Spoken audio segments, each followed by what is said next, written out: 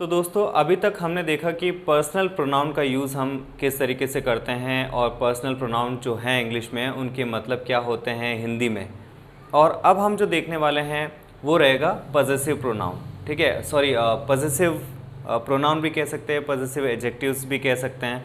तो पजेसिव का मेनली मतलब होता है कि ये चीज़ किसकी है ना। इसका अगर आंसर आप देंगे ये चीज़ किसकी है, अगर आप इसका आंसर देते हैं तो कोई कहता है ना ये बुक मेरी है, ये बुक तुम्हारी है, ये उसकी है।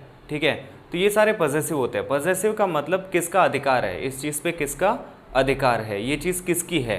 ठीक है, तो पजेसिव वाले जितने भी हैं प्रोनाउन एडजेक्टिव वो भी हम अभी डिस्कस करेंगे।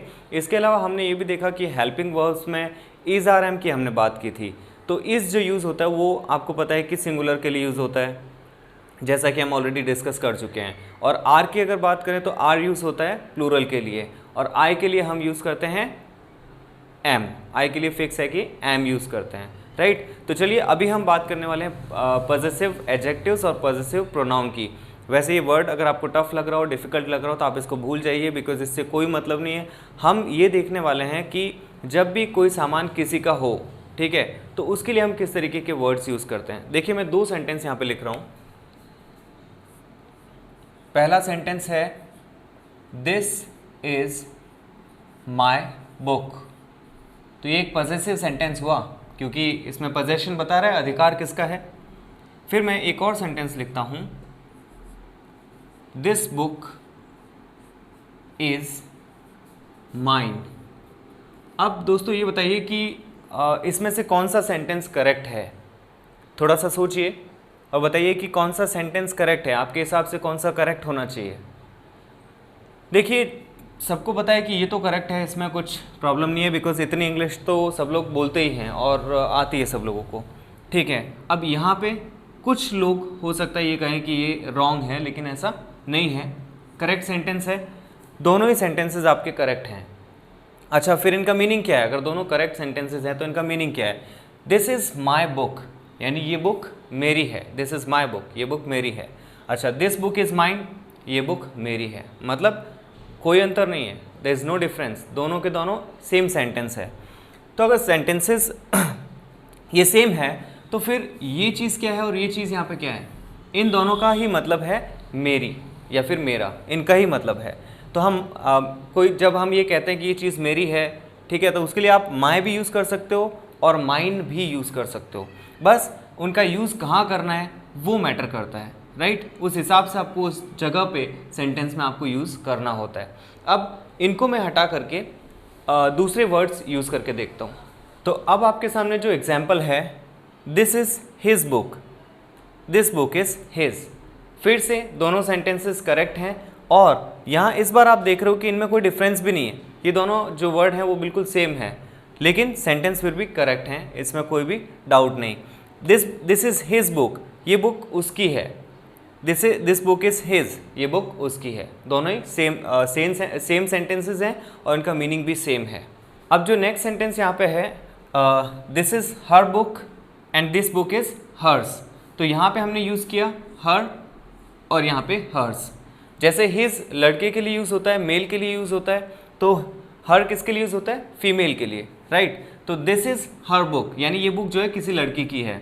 This is her book and this book is hers, ये बुक जो है उसकी है। तो कहने का मतलब सेंटेंस का मीनिंग बिल्कुल सेम है, लेकिन यहाँ पे जो हम पजेसिव वर्ड यूज़ करते हैं वो डिफरेंट है। यहाँ पे हर है तो यहाँ पे हर्स है, ठीक है। और एग्जाम्पल लेते हैं। तो एक बार फिर से आपके सामने दो sentences, this is your book, this book is yours. Again both of these are correct, यानी ये दोनों ही सेंटेंस करेक्ट हैं, ठीक है। और यहाँ पे यूज़ क्या किया, योर, जबकि यहाँ यूज़ किया योर्स, राइट। तो ये जो एग्जाम्पल है, this is their book and this book is theirs. Again ये दोनों ही सेंटेंसेस करेक्ट हैं ऑब्वियसली। एंड यहाँ पे हम जो यूज़ कर रहे हैं, मतलब अधिकार जताने के लिए जो वर्ड यूज़ कर रहे हैं, जो पजेसिव वर्ड यूज़ कर रहे हैं, वो क्या है यहाँ पे, देयर एंड देयर्स। लेकिन इनका यूज़ एक पर्टिकुलर सेंटेंस स्ट्रक्चर के हिसाब से होता है। आप अगर यहाँ पे देयर्स यूज़ कर लोगे तो रॉन्ग हो जाएगा। अगर आप यहाँ पे देयर यूज़ करते हो, एस नहीं लगाते हो, तो भी रॉन्ग हो जाएगा, ठीक है।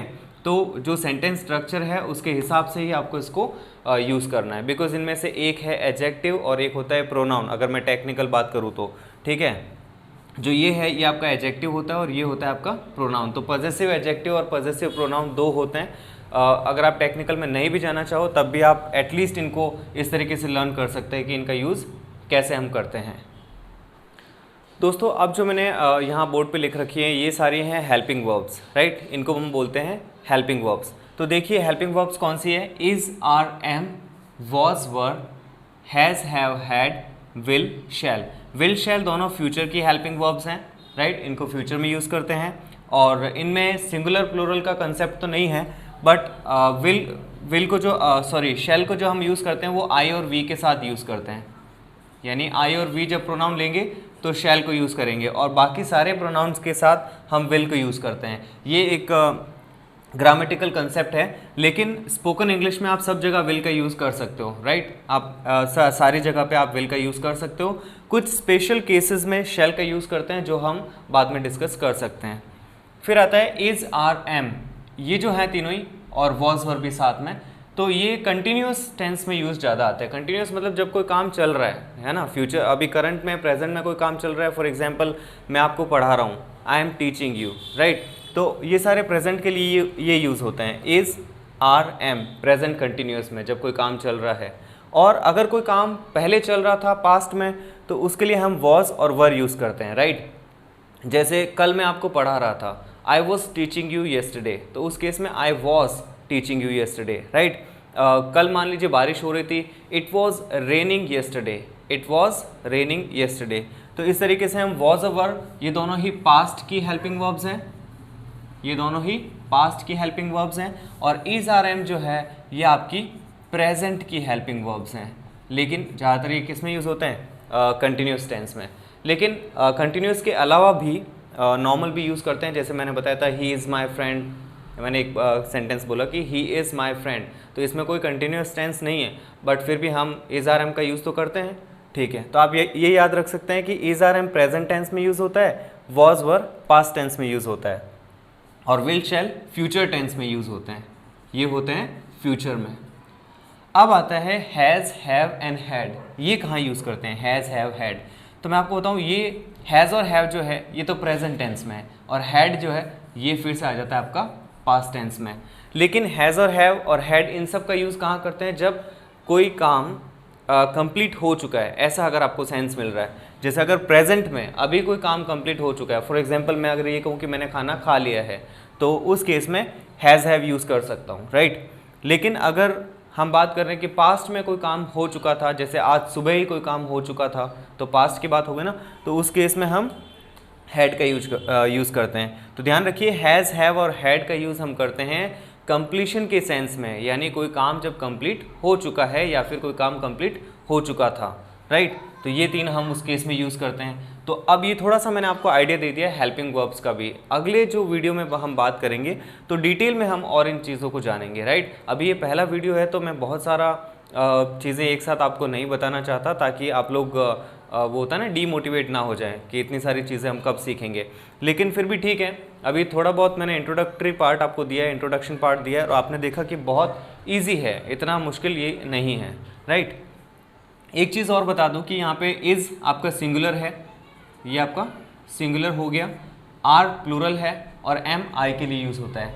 वैसे ही वॉज सिंगुलर है, एक के साथ यूज़ होता है, ज़्यादा लोग हैं तो वर यूज़ करेंगे, WERE। अच्छा, हैज़ सिंगुलर होता है, एक के साथ यूज़ होता है, हैव प्लूरल के साथ यूज़ होता है। हैड की अगर बात करें तो हैड सिंगुलर के साथ भी यूज़ हो सकता है और प्लूरल के साथ भी यूज़ हो सकता है। फिर आता है आपका विल और शैल, तो इसमें तो मैं ऑलरेडी बता चुका हूँ, सिंगुलर प्लूरल का कंसेप्ट नहीं है। तो आज हमने काफ़ी सारी चीज़ें सीखी हैं। हमने प्रोनाउन के बारे में सीखा है, हमने हेल्पिंग वर्ब्स के बारे में सीखा, हमने पॉसेसिव जो केसेस होते हैं वो सारे सीखे हैं। मुझे लगता है कि जब हम शुरुआत कर रहे हैं, बिगिनिंग कर रहे हैं, तो ये सारी चीज़ें जो अभी हमने सीखी ये बहुत इम्पॉर्टेंट है। और अगर ये चीज़ें आप ढंग से सीख लेते हैं तो आगे आपकी जो जर्नी है, जो यात्रा है ये इंग्लिश सीखने की, वो बहुत ही आसान होने वाली है। तो आई होप आपको ये सारी बातें समझ में आई होंगी। अगर आपको वीडियो पसंद आया तो प्लीज़ सब्सक्राइब कीजिएगा, and thank you for watching. Bye.